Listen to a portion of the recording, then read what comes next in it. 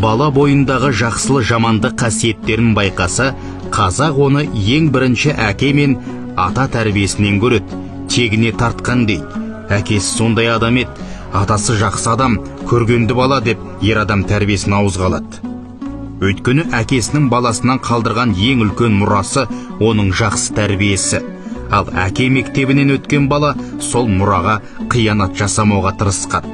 Баласы 14-15 жасқа келгенде атқа мінгізіп, алыстағы аузы дуалы ақсақал қарттарға сәлем беріп кел деп жіберетін дәстүрдің ұмыт қалғаны өкінішті. Біріншіден, баланы сынға салып, екіншіден, көпті көрген көнекөз, көкірегі қазыналы қарттардың әңгімесіне қанығудың берері мол еді. Сондықтан дәстүрлі қазақ қоғамында тәрбие алған қазақ баласының әкеге деген құрметі ерекше болатын. Жүзіне мейірім төгіліп тұрғанмен, қас қабағынан бәрін түсініп өскен бала әке қаһарынан сескеніп жүретін. Әке тәрбиесі деген осы. Абайтанушы Омар Жәлел дәстүрлі тәрбиеде бала анасынан мейірімділік пен даналықты сіңірсе, әкесінен өжеттік, батылдық сияқты қасиеттерді бойына сіңіріп өскендей. Әке асқар тау, ана баурайындағы бұлақ, бала жағасындағы құрақ деген бір ауыз сөзге бүкіл тәрбиенің бастауын қазақ атамыз сыйғыза білген. Асқар таудай әкесіне пана тұтқан бала қорқақ болмайды, ал ана атты бұлақтың мейіріміне қанып өскен ұрпақ өзгеге де мейіріммен қарайды. Дәл қазіргі таңда үйдегі әйеліне сөзін өткізе алмайтын әкенің жігерсіздігінен балалары жасқаншақ, қорқақ, қоғамға пайдасы жоқ болып өсіп келеді. Жаман әкеден жақсы көрші артық деген әке беделінен айырылып, жүзі өткен пышақ секілді болып барады. Бір дана біз мәпелеп қиындықтан қорқап, ыстық суығына өзіміз түсіп жүрміз, баламызға қастық жасап жатырмыз. Кейін есейгенде өмірге бейімі жоқ, шыңдалмаған бала қиындыққа тап болса, морт сынады деген екен. Соны білген аталарымыз жастайынан ерлікке тәрбиелеген. Бұқар жырау, әкелі бала жау жүрек, жиын тойға барады, төрден орын алады, бітіреді жұмысын тастанды өткізер жебесіндей.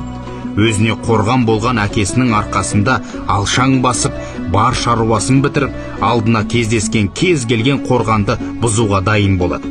Әкесіз бала су жүрек, жиын тойға барады, босағада қалады дейді, яғни жасқаншақ болатын меңзеп тұр. Сондықтан біз бала тәрбиесінде әкенің қаншалықты маңызды рөл ойнайтынын білгеніміз жөн. Бірақ қазақ өз құндылықтарына қайтып оралмайынша, әкенің отбасындағы рөлі төмендей бермек. Жақсы әйел жаман еркекті хан қылады, жаман әйел жақсы еркектің басын дан қылады. Мен ойлап тапқан мақал емес, бабалардан жеткен асыл лепес, қасиетті сөз. Сондықтан ұлым ұлықты болып өссін десеңіз, қызым қылықты болып өссін десеңіз, Құдай қосқан қосағыңызды ұлықтаңыз. Сонда ғана қазақтың маңдайына басатын ұлағатты ұрпақ өсіп шығады дейді Омар Жәлел. Бірде қарт Құнанбай баласы Абайды шақырып, балам, сен әкеңе жете туғансың ба, өте туғансың ба деп сұрайды. Сонда Абай, әке, мен өте туғанмын, өйткені мен ақын болдым деген екен. Аз ғана ойланған дана Құнанбай, жоқ, сен маған жете тудың, өте туу үшін Абай секілді бала тәрбиелей алуың керек деп жауап қатқан десек. Сонымен қатар қазақта бір әулеттің бұзығын бәр жабылып тәрбиелеген. Туысқан ағалары ұятқа қалдырдың, ру намысын аяқ асты еттің деп тентегін тіпті сабап тастайтын. Қазір болса тәртіп бұзылды. Кейбірі мысалы үйден тыс қар жерде жұмыс істеп, бала шағасын ұзақ мерзім көрмейді. Сол себепті бала тәрбиесімен анасы ғана айналысады. Сонымен қатар ер азаматтардың ішінде маскүнем, қатыгез, маубас, ойнашыл, жатып шер жалқау, әйелінің тапқан нәпақасын ішіп жеп, қазан ошаққа араласып жүруге арланбайтындар қатары да көбейген дейді психоаналитик Зубайда Кененбаева. Жалғыз ағаш қорған болмайтын секілді, жалғыз ана немесе жалғыз әке баланы жан-жақты етіп тәрбиелей алмайды. Әке тәрбиесі ол балаға өте керек. Әке көрген оқ жонар деген сөздің тамырына үңілсек, онда үлкен тағылым жатыр. Сондықтан отбасында ұлға әке болудың жолын көрсететін, оның жауапты міндет екендігін түсіндіретін мықты тәрбие керек. Ұлға ұлағат қашанда әкеден екендігін есте ұстайық.